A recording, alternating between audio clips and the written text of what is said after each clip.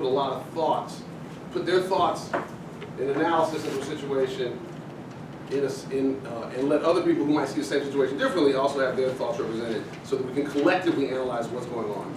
That's the purpose of the polarity map. So let me ask the question, which is more important, rest or exercise? Rest. Rest? Balance. What's that? Like balance. Okay. Anybody say exercise? Restercise.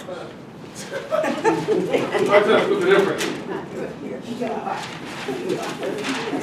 Ivan. So what are the positive benefits of exercise? Good health. What's that? Good health. Okay, suppose we all want to get good health. But what are the specific positive benefits of exercise? Helps you sleep better. Sleep better. What else? Better mental life. Better mental attitude. Increased circulation. Flexibility. Heart health. Circulation, flexibility. Muscle. Hopefully longevity. Mental acuity. Okay. Wow, y'all keep going. All right. Got you. De-stress. Longevity. Is there anything that can happen? Is there anything that can happen if you exercise too much? Injuries. Too much sleep. Injuries. You said heart attack? That's true. Anything that can happen? Anything else that happen if you exercise too much? Fatigue. Fatigue. Health-wise, you mean. Okay. Okay, what are the benefits of getting enough rest? Getting a good amount of rest? Being able to exercise. Being alert. Alert? Yes, improved Concentration, focus. Contemplation. Better thinking. You say contemplation? Mindfulness. Do y'all know anybody who gets too much rest, who sleeps too much? Or is what's the that negative? could be borderline depression. Yeah. Depression? Lethargic. Actually, too much rest increases your chance of death. Okay. Or permanent rest.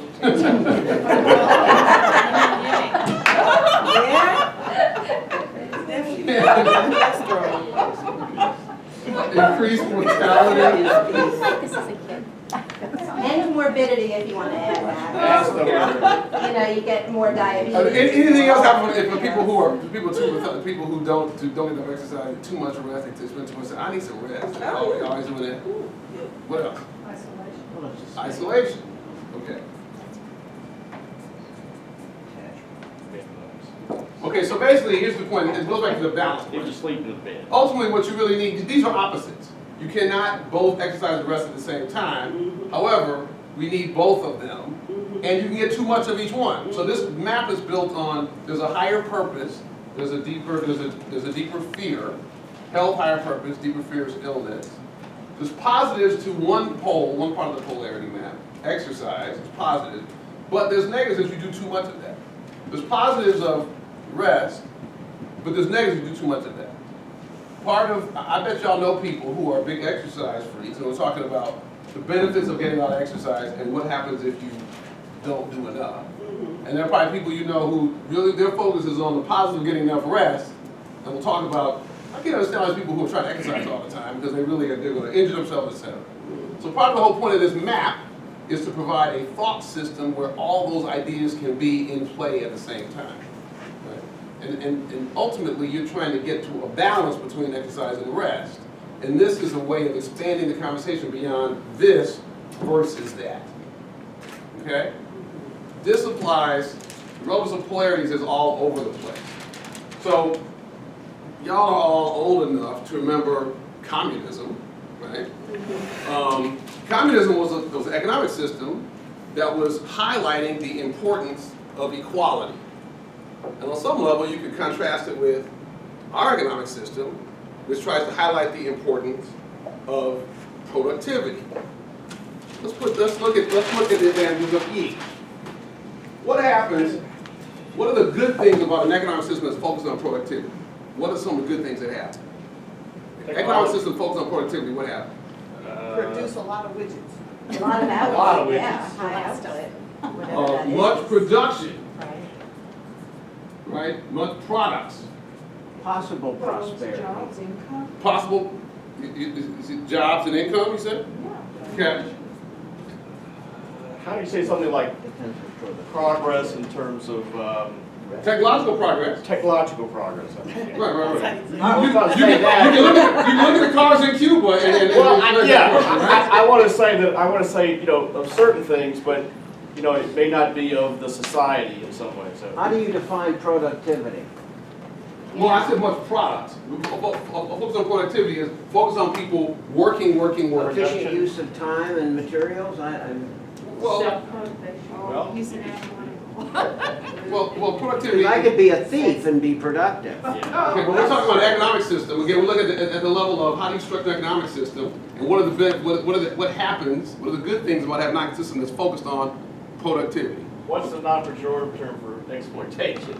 I mean, Well, we can talk about using resources and, you know. efficient use of resources, right? So being I just say resourceful. use of resources. Managing. Efficient use of resources. What happens, what are some of the negatives, if your economic system is overly focused on productivity, what are some of the negatives that can happen from that? Drain of Mental resources. health problems.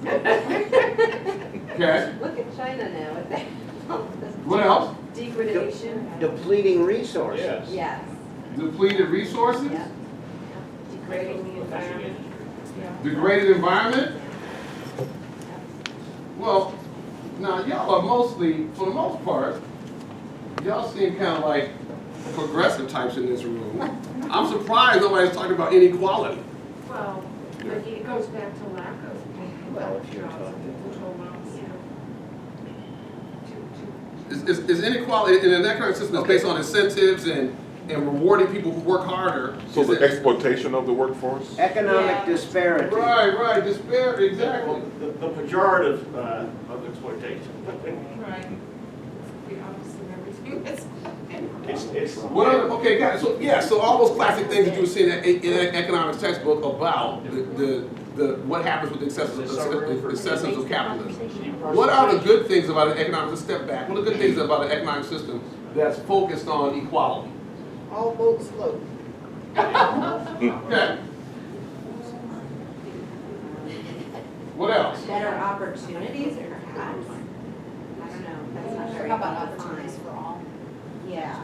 Individual Opportunities for all. Is what I was thinking, yeah. Healthy family, I was just gonna say healthcare. Healthcare, healthy family, okay. Okay, and what happened, this would be easy. What are some of the problems with an over focus on equality? Well, somebody told me they're against unions because they breed mediocrity. Lack of So initiative. it's something. Lack of initiative, there you go, lack of initiative, I think it's the same point. Lack, No, it's, Well, I was- initiative, it's, well, What's not, Innovation. you still have an incentive. I think both are true. lack of innovation. Both are true. Lack of initiative it's the opposite of lack of technological progress, right? Yeah. Lack of initiative, limited innovation, Stagnation. right? Because people are not, because your economic system is so focused on equality, it's not necessarily incentivizing productivity and creativity, so you get less of it, Yeah. right? Lack of move ahead. Lack of progress. Stagnation. Cindy said Stagnation, right. stagnation. Now, I'm reading something that says that exactly. now imagine it's 1985 and you're having somebody from the Soviet Union, an economist from the Soviet Union, talking to an economist from the U.S.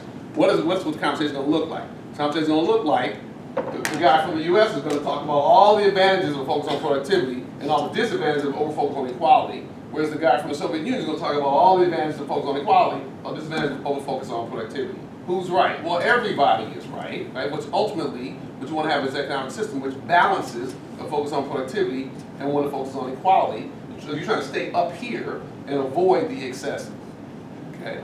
So the whole point is to get people out of a hollering conversation that's this versus this, as opposed to a broader frame that looks at the tensions between this and this. It's not a problem to be solved, it's a tension to be managed.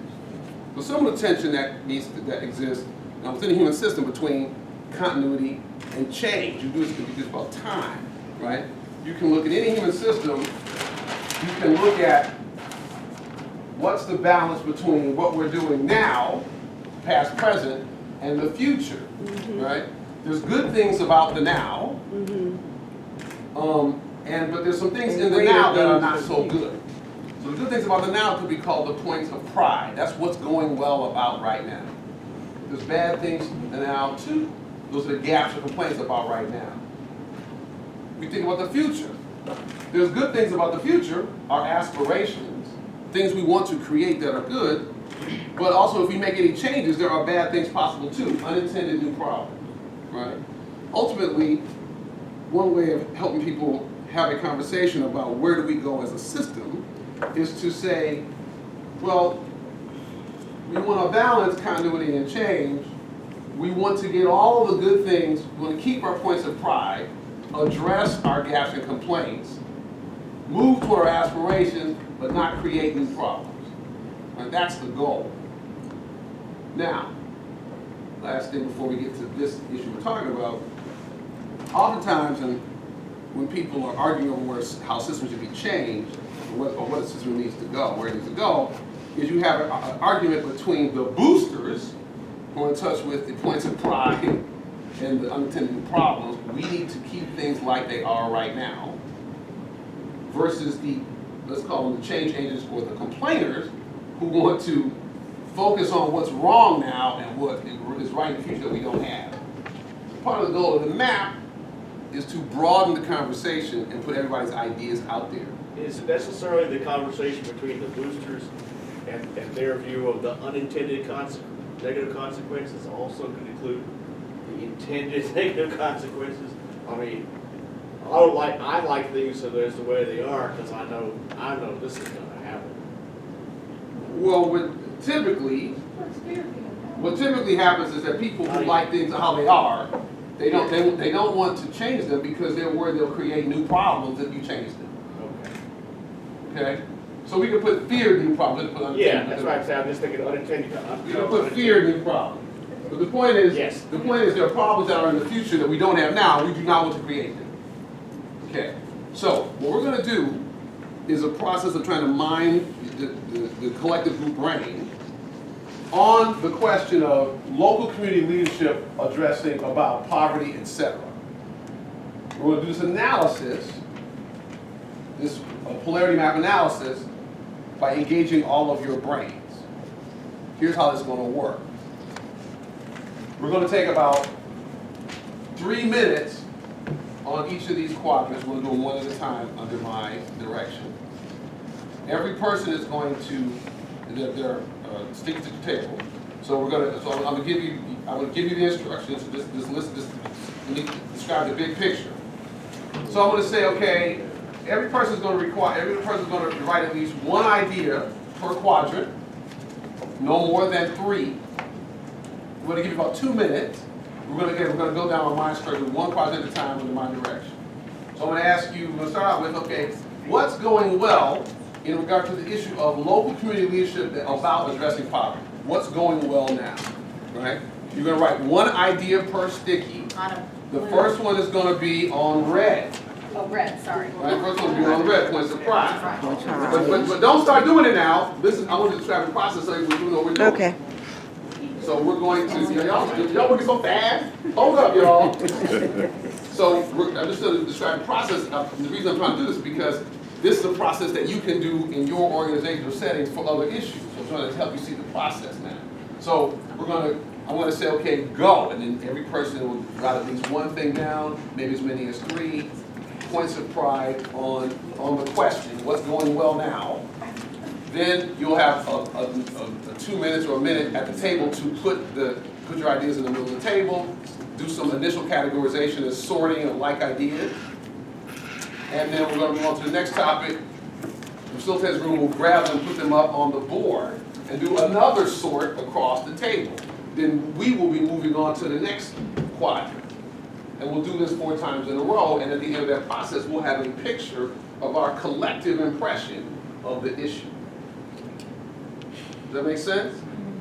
This is a process that could be used with 4 times as many people. Imagine that we get more tables or per table, the process still helps us elicit a collective picture of the issue that both people who are happy with what's going on can participate in, and people who are unhappy can participate in. We can see the collective picture.